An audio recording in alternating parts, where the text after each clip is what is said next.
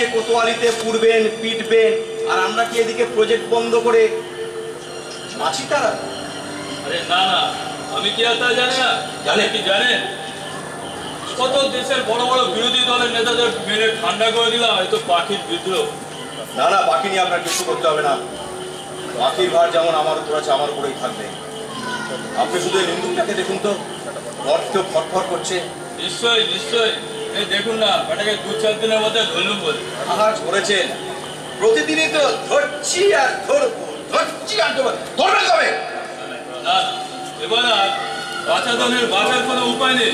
প্রচুর লোক লস্কর লাগিয়ে দিয়েছি, গ্রামের পর গ্রাম চিরুনি তল্লাশি চলছে। দেখবেন এই রোগা লিকলিকে একটা নিন্দুককে ধরতে গিয়ে আপনার চিরুনির দাঁতগুলো না ভেঙে যায়, আর সেই দাঁতের ফাঁক দিয়ে নিন্দুক যেন বলে না যায়। মনে রাখবেন কথাটা। কি যে বলেন স্যার, এটা কি আর আমরা জানি না? তবে কি জানেন স্যার, এও আমাদের একরকম টেকনিক। তাকে ধরতে হবে আর তাকে ছাড়তে হবে, এসব হিসেব আর কি। তবে জানেন স্যার, এসব বিষয়ে আপনি কিছু ভাববেন না, এক্ষেত্রে এসব কিছু প্রযোজ্য না। ঠিক আছে, আসুন আপনার চিরুনির কেরামতিটা দেখা যাক। আসুন। বলুন।